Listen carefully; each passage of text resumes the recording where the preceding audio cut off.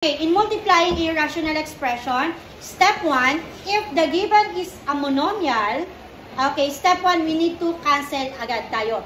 Cancel out or divide out any common factor. So, based on the given, meron ba tayong pwedeng i-cancel? Yes.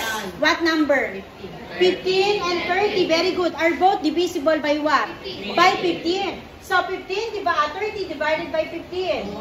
This will become 2. How about 15 divided by 15? 1. Or another? Observe the given. 4 and? Very good. 4 and 6 are both divisible by? 2. Okay, so 4 divided by 2? How about 6 divided by 2? Next. Okay, now let us proceed by the variable. Do you think we have a common variable? What variable? C and B. B squared, B raised to 4. Saan mas mataas ang exponent? Numerator, denominator. Okay, B squared become 1. And then B raised to 4 become B squared because 4 minus 2 is 2. Then just copy the variable. Next, sa C na tayo. C squared C. Taas baba? Okay, magiging C. And this is 1. Meron pa ba? Okay, do you think we can cancel 2 and 2? Yes. Okay, C2 ay nasa numerator. C2 din ay nasa numerator. Sino lang ba ang pwede i-cancel? Numerator and denominator. O pwede ba i-cancel yan? Kung wala na, now last step is multiply the remaining factors. O what are those? 2 times 1 times 2 times C. Very good. 4C over 3 times 1 times 1 times B squared 3B squared. Therefore, this is the final answer. Question. Another example. Okay, we have x squared minus 9 over x multiplied by 4x minus 3. Okay, class. So, in multiplying a rational expression, step 1, factor the given polynomials if necessary. So, how many terms? 2. Okay, if the given polynomial is a binomial, so we can use the 3 method. First is difference of 2 squares. Second one is the GC/MF. The third one is sum and difference of 2 cube. Okay, kailan natin ginagamit si cube? Tingnan nyo yung exponent. 3 ba siya? So, meaning, cancel na agad si sum and difference of 2 cube. Dalawa na lang ang choices natin.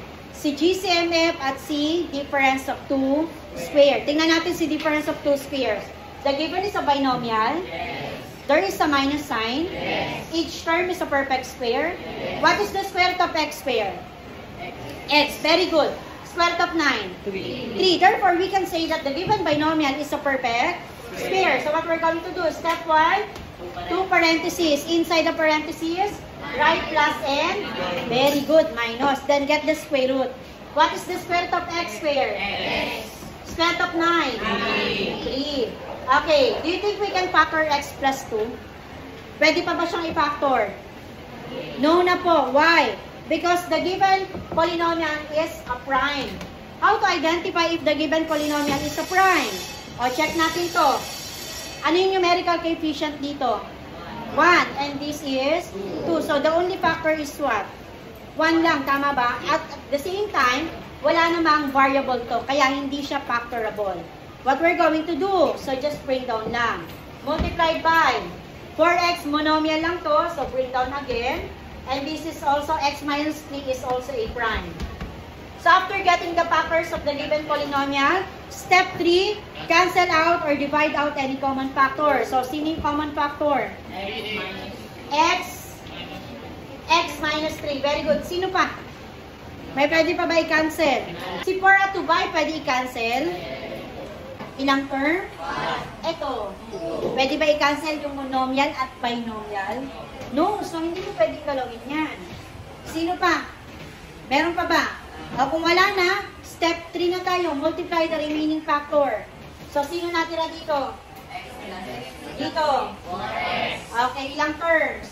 2. Ito. Ano mauna? 1 o 2? Okay, mauna si 4x. Mauna lagi yung monomial. Followed by the binomial x plus 3 over. Sino natira sa denominator? X plus 2. Okay, therefore, this is the Do you understand? Okay.